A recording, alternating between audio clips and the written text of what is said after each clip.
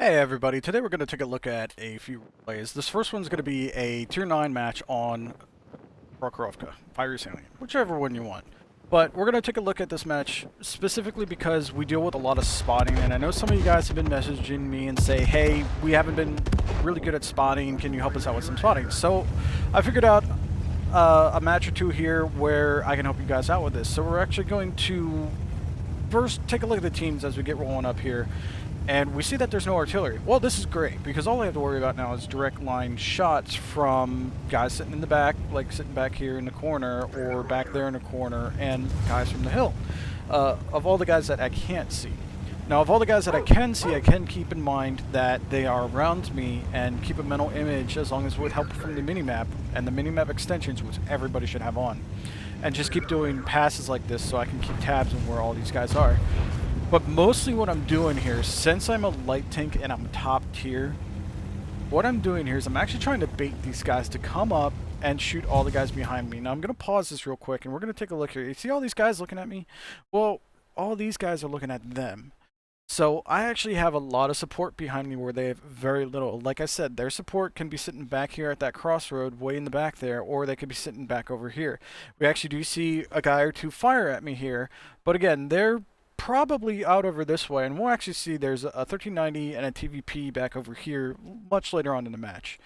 But right now we don't know that. Right now we just know that there's a 1390, as we can see here on our mini map down here in the bottom, that he's back over here somewhere, so he might be the one shooting at me. But we're going to restart it here. We're going to see me keep running these loops and switching it up every now and then, but I'm effectively just doing the same thing. I'm just keeping these guys lit. And we can see, you guys will start to see this spotted counter click up as these guys take damage from all the guys behind me. Again, there's 2 tank destroyers, a bunch of tanks, and 2 platoon mates, to say the least, because they can directly see me as a big yellow icon on their screen, and they'll see, when I'm up here and when I'm spawning. Now, every now and then, like I said, I'm going to switch it up here every now and then. I'm actually paying attention to this guy, because I know this guy is actually not looking at me too much. And I have pretty good protection from the T-30. We can see the T-30 still well down here. The top of his turret's probably about right there below the horizon. But the KV-5, his turret's actually up here, well above the horizon. So I'm going to take a shot or two at this guy, hopefully without any retaliation. But we're also keeping in mind that, again, you want to kind of stay a little bit below the horizon here. Now, moving up right here, I probably have the very top of my turret showing at the very horizon of the hill here. But we shouldn't have to worry about too much from the guys in the back, because they're actually below my position. And I take a shot from this T10 here, and we'll actually come back to that T10 later. But, good on him. And, again, we're going to be rolling around here a little bit more. And I come over and I see this 1390. I just auto-aim on him and throw around at him, see if I can get him or not. But it misses. And I'm just going to go back to what I was doing, trying to spot everything. We're going to see a tank light up here, because I actually do run into this rock, because I was not paying attention. But there's a JP2. He does land a pretty hefty shot on me, and I do lose a large chunk of hit points. Now, what I'm not going to do here is I'm not going to actually relent at all. I'm going to keep on these guys and keep trying to keep them lit for my team, because my team relies on my scouting for us to try to win. And I throw some blind shots here at this JP2 just so he keeps his head down a little bit. And we'll take a look here at the T10 and throw a shot at him. But unfortunately, bad shot, so misses. And again, as we're taking shots there, that T-30 pops up. He's taking damage from our guys behind us here. Now, I mentioned before keeping your turret below the horizon. You guys can see this is exactly what I'm doing. This comes with practice. All you guys can do is just keep practicing this. I'd suggest go into a training room and just run these ridges over and over and over again, especially on Fiery Salient, because there's a lot of obstacles in the way.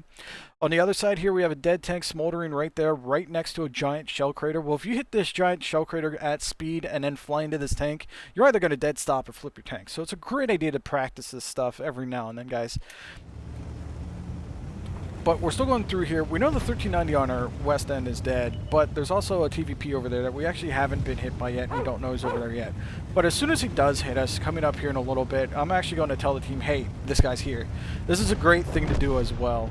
We see the Type 59 here. We took a shot from the hill, but it missed. There's another shot from the hill, and it missed. So I'm actually going to go pay these guys on the hill a little attention here, as this Type 59 is back here. and he's going to move up into the bowl, but for right now he's just sitting back on his side. So these guys are firing some rounds at me, so I figure, hey, why not? I'll shoot some back at them because, you know, they grab my attention, and this is what I do to retaliate to them. So I make them think, hey, there's other guys over there shooting at us now, and we can't see them. Well, why can't they see us? Well, their scout's dead. So their scout decided to be a static scout. He sat in the bush and he died pretty early. So we're actually throwing some rounds up over here with near immunity, unless they trace it back to me and get in a lucky shot, or like with the Type 59, I get lit. And I see that 34 look at me, so I know I'm done here. It's time to back off. As soon as the tank is looking at you, back away. Just go somewhere else, get unlit, and try to light up somebody else. We're actually going to go over here to this Type 59 because this Type 59 is now acting as their spotter on the west end. So I light him up, and he gets greedy. He actually comes out after me, and he takes a massive amount of damage for that.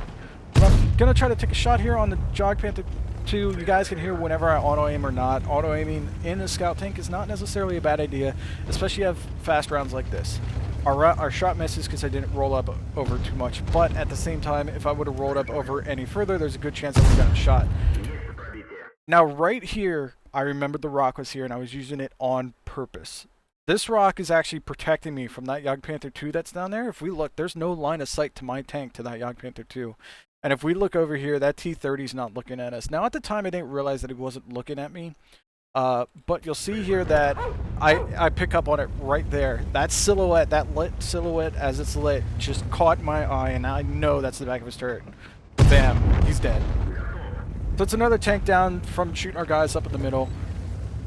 And we'll speed it up here a little bit because we're going to get hit by this TVP soon, and then I'll tell the team, hey, he's over there. And what I'm doing right now, actually, is I'm looking around over here. I'm like, okay, what's left? Well, there's a KV-4 in the back. Okay. So there's a KV-4 in the back. I'm actually going to roll up here. Again, we don't know that TVP's down there in the southwest corner, but he does play a part here as he is a big key to how we finish out this match. And I want you guys to remember about this TVP because, again, he's completely hidden up until now. So there's a TVP there, and I see that there's actually one here in the enemy team list, but I didn't realize that there was a second one. So, again, I hit the rock. It's rock driving day here, but I did get lit by him, and we're going to take some shots at this KV-4. That first one was a terrible shot, and we see that as I glance over, the T-10 lights back up, because I'm always checking over here for this guy, because I know he's there. I know he's there. I know the Jog Panther's 2 there. I know I'm lit, so I look over. He does light up, and I just instantly back away and back down the hill. And again, I'm putting this rock between me and him as best I can. And I'm also trying to use a train here to keep below the Jog Panther 2's gun. But by now, I shouldn't really be lit too much. There's the TVP. Point out to the team, ping that grid, say, hey, this guy's also down here. Watch yourselves. So we see the low come up here. And the low, we actually do try to work with him later after we knock out some of these other tanks here. But the hill, if we can see on the minimap, the hill's being won. So I'm going to speed this up a little bit because I'm trying to think about how to attack this. Again, here we are using this rock because I know that Jog Panther's down there and I know the TVP's down there as well. So we're using the rock. We're trying to light up this KV-4 and a nice suit lights up. Well, I didn't light him. Somebody else lit him, but he's got to die anyway because he's a very big gun, very big threat. So we are on double speed here just so everybody can stay caught up. But we see me keep looking back at this T-10. That T-10 can punch through my armor pretty easily, so I don't want to get caught by him. Jog Panther 2 takes out a 34-3 who wasn't careful enough. And I'm telling the guys over here, if you guys can see my chat here, Matt Squash is actually telling these guys over here to press forward. And he's right. They're actually keeping track of the tanks here. They're actually pretty clear to move forward. And this is exactly what I do. The KV-4 is now on the other side of the tracks. I know the T-10's behind me. I know the TVP's over there. I know the Jog Panther 2's over there. There's next to nothing in the east that they shouldn't be able to take care of. Well, I got to keep at my job of scouts. So the Jog Panther 2 lights up. Again, wasn't me that lit him this time, but I am going to put him down right here. So he's down, he's gone, that's great. So I'm going to roll around here, just in case I was lit. I'm going to roll around here a little bit, try to keep my turret above the ridge here, And my goal right now is to get over to the 2-3 line, that first west ditch over there. And I was lit, so I'm going to roll around here below the ridge, get unspotted for my best chance to get up over that ridge from a different position where I was last lit and last headed, and get over that ridge to the next little valley in here. And we see the TVP, and he lights up, and I auto-aim on him. I'm not going to go after him. His turret's looking at me. Like, for all I can tell from this right here, is his turret's looking right at me. So I don't want to peek up over. He may have gold loaded. He's going to pen me. It's going to be game over. But no, I'm checking back here on the low. I look back here on the low, see how he's doing, but I know I got to help these guys if we want a better chance of winning. Because all of our guys behind us are pretty messed up, except for that 28 Proto and the Mutts. But the Mutts is the holy back there. The 28 Proto is almost out of the fight. He's just right at the top here, waiting for them to peek their heads up. Which they'll eventually do, probably, but I'm not going to take that chance. I come up here, as I'm coming up here, I notice they're both not looking at me, but the low right here is behind cover. The T10 is just kind of sitting there, because he doesn't want to take damage from the low. The low's probably going to pen him. It's the TVP that is actually the biggest threat to me right now, and the biggest threat to the team right now. So I pop up, put a shot into him, and the low puts a shot into him as well, which is why the T10 rolls forward. But what I'm doing right here is I'm just trying to annoy the T10 to buy the low time. The low's a heavy tank. He has a better chance of actually penetrating the T10. Plus, if we can see, we got Matt Squatch and a Conway back here. And I want to buy time for these guys to have as many tanks alive to deal with this T10 at once. So I know he's looking at me, so I tell the team, hey, fire at him. Unfortunately, he gets the low, but we get a track shot on him, which is great because track shots lead to extra experience. And here we go again, guys. This guy's finished off. End of match, great spotting. We actually have almost 3,000 damage in spotting damage alone. That's spotting and tracking, so that was great. The only tracking damage I actually had that I think was right there at the end with that T10. Everything else was lit that the guys behind me shot. I also did 3,200 on my own. That's a pretty good scout battle there, guys, but, you know, not everybody can do that. So, as always, guys, if you have questions, comments, concerns, let me know. Let me know in the comments. Let me know on my Twitch channel. PM me in game. Any questions, comments, concerns. Hey, Cold, why'd you do this? Why'd you do that? You know, what are you thinking here? But other than that, guys, you know, this is what was he thinking for the T-54 lightweight on Fiery Salient. Have a good one.